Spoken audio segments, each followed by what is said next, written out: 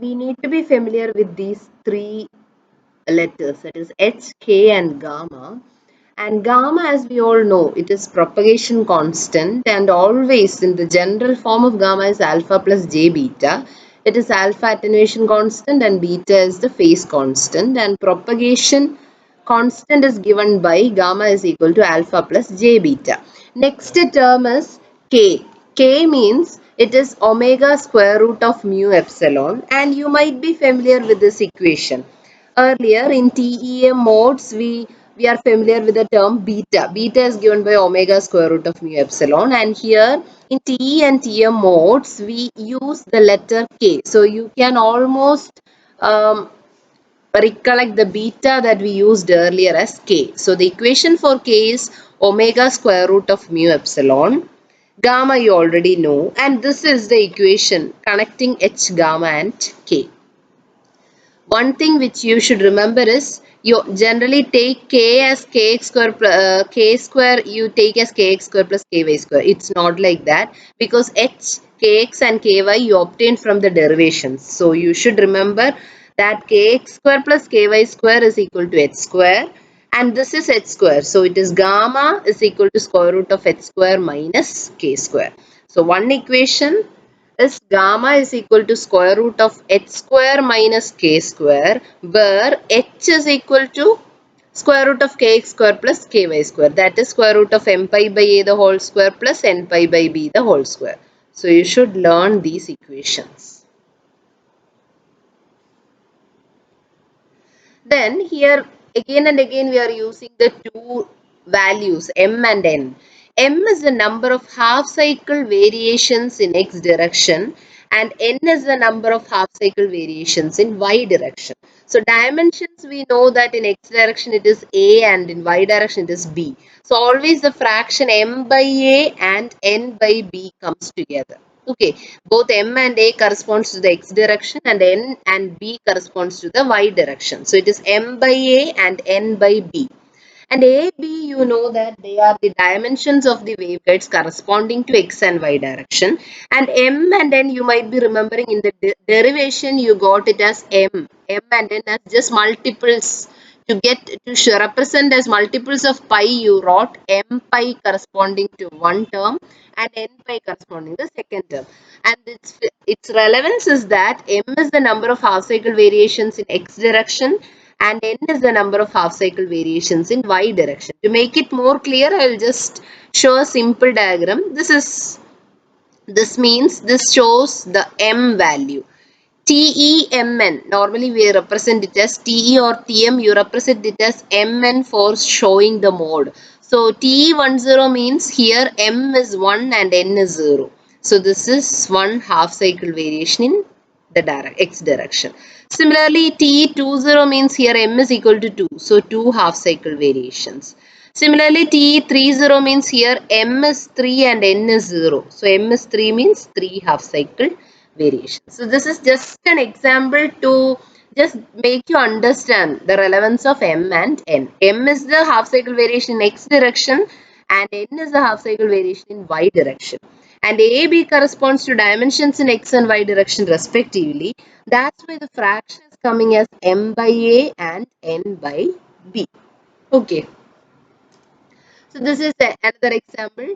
TE, you just don't bother about TE or TM. Just check this diagram. Just for your understanding, 2, 1. M is equal to 2 means this is like M is 2 and N is 1. Okay, this is just almost half only. This is a side view. That's why we see like this. Okay, 2, 1. Here M is 2, N is 1. Here both M and N are 1. So both these two equivalent to one half cycle variation. These two equivalent to one half cycle variation. Here it is equivalent to two half cycle variations and this corresponds to one half cycle variation. Okay, so this is how you link that M and N as half cycle variations in x, y directions respectively. This is again TM21 mode. This is one half cycle. These and this together is another half cycle. So it is 2 and in this direction both these is equivalent to 1 half cycle. So it is 2, 1. Okay. So again we are explaining about the mode. Each set of M and N gives a different field pattern or mode called Mn. So if we are discussing TM or transverse magnetic mode, we write it as TM-Mn mode. Okay. And all the field components vanish if either M or N or both M and N are 0. Here what I am trying to say is TM-Mn mode means what are the possible values? You can take it as 0, 0, TM 0, 0, TM 0, 1, TM 1, 0, TM 1, 1. Like that you can take the different modes. But if you check the equations, you can see that if M or N is 0, the field components will vanish. So that is not possible. So because of that, the minimum possible mode is 1, 1. So the lowest TM mode possible is TM11 because the field components will vanish if we either take M as 0 or N as 0 or both M and N are taken as 0. So it is not possible to have any value as 0. So the minimum value is M should be 1, N should be 1. So the lowest TM mode possible is TM11. Now we are taking the three cases. The first case is cutoff condition. It corresponds to h square is equal to k square. You know that h square is equal to kx square plus ky square. That is m pi by a the whole square plus n pi by b the whole square. That should be equated to k square where k is omega square root of mu epsilon. So you are substituting that k, you know that it's something equivalent to beta. So k square is omega square mu epsilon. That is equal to h square. H square is this. H square is m pi by a the whole square plus n pi by b the whole square. You are equating it. You know that gamma is equal to square root of h square minus k square. So what you are doing? Here you know that h square is equal to k square corresponding to cutoff. So gamma is 0, there is no propagation. So both alpha and beta are 0. You are equating the cutoff condition. So the frequency corresponding to cutoff can be represented as omega c. So this you can give omega c and omega c square is 1 by mu epsilon and you are taking the square root, you are getting this equation. This is a very important equation corresponding to the cutoff frequency. Omega c is equal to 1 by square root of mu epsilon into square root of m pi by a the whole square plus n pi by b the whole square. Again you know that cutoff frequency fc is equal to 2 pi, fc is omega c. So it can also be written as fc is 1 by 2 pi square root of mu epsilon into square root of m pi by a the whole square plus n pi by b the whole square. 2 pi fc is equal to omega c. So fc can be written as 1 by 2 pi square root of mu epsilon into square root of m pi by a the whole square plus n pi by b the whole square. This is a very important equation corresponding to cutoff frequency.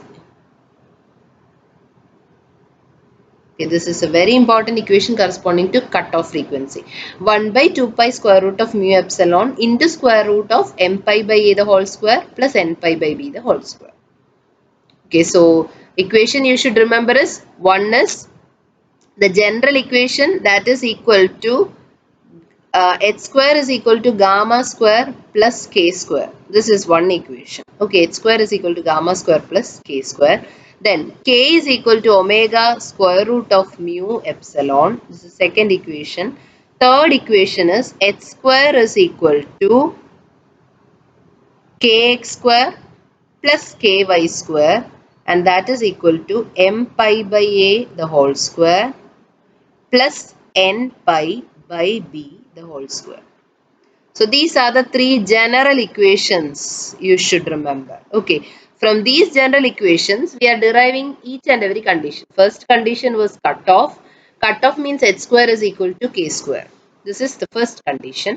And from this you derive the cutoff frequency like this. Okay.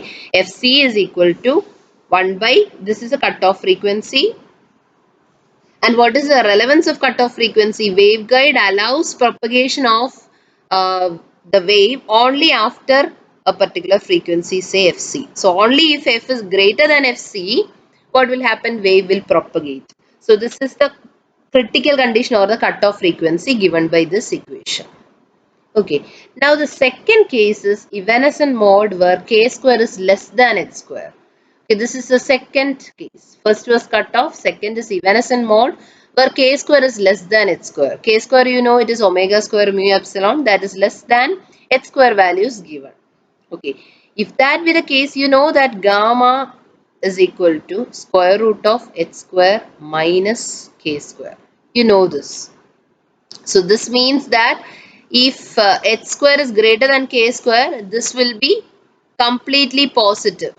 Okay, so when you take h square minus k square is positive, so square root of a positive value will be a real value.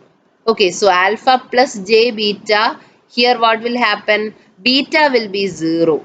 Why? Because it is gamma is completely real. Gamma is completely real. So gamma is alpha and beta will be 0. How it is coming? Because gamma is square root of h square minus k square. In evanescent mode, h square is greater than k square. So because of that, this value is positive and square root of a positive value will be completely real. So entire value will be alpha. So it is complete attenuation and there is no propagation. So this mode, the main thing is there is no wave propagation. Non-propagating or attenuating modes are said to be evanescent. Third condition is propagation. You again know the equation gamma is equal to square root of h square minus k square. You know this. So here you know that h square is less than k square. So this means square root of a negative value, it will be completely imaginary. Okay, so you can say that gamma will be j beta. So alpha is 0 and gamma will be equal to j beta. This is the corresponding condition for propagation. Okay, so this is the third condition. So three condition is when h square is equal to k square, that is the cutoff condition. Second condition we discussed was when h square is greater than k square, there is no propagation, that is called evanescent mode, complete attenuation. And the third case is when h square is less than k square, that is the propagation mode. So these are the three important modes. Cutoff when h square is equal to k square, evanescent mode when h square is greater than k square, and propagation mode when h square is less than k square. So here alpha is 0 and gamma is j beta. Complete propagation. And phase constant is given like this. You know, it is gamma is j beta. So you can write like this. Cutoff frequency is the operating frequency below which attenuation occurs and above which propagation takes place. So this is the main difference with the transmission line. In transmission line, it transmits all frequencies. But in case of waveguide, only after a particular frequency, it will start propagating. That particular frequency is called cutoff frequency or FC. And you know the equation is FC is equal to 1 by 2 pi square root of mu epsilon into square root of m pi by a the whole square plus n pi by b the whole square. So this is the equation for cutoff frequency. So this is the equation for cutoff frequency and you can consider waveguide as a high pass filter. And you know that 1 by square root of mu epsilon, that can be taken. What is the equation for velocity? U is equal to 1 by square root of mu epsilon.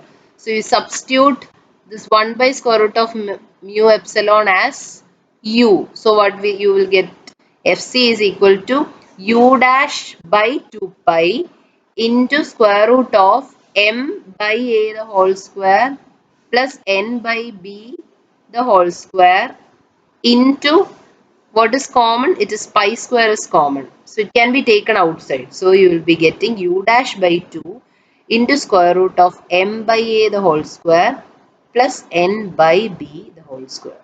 So this is the simplified equation for Fc, cutoff frequency. U dash is the phase velocity of the plane wave. 1 divided by square root of mu epsilon. And to get the cutoff wavelength, you know that frequency into lambda corresponds to the velocity. So to get the cutoff wavelength, lambda c cutoff wavelength corresponds to u dash, the phase velocity divided by cutoff frequency. Okay, so this is the phase velocity. So three terms, u dash is the phase velocity, lambda c is cutoff wavelength, and fc is cutoff frequency. Again, you know this equation. You know that Fc is equal to u dash by 2 into square root of m by a the whole square plus n by b the whole square. This is the equation you know.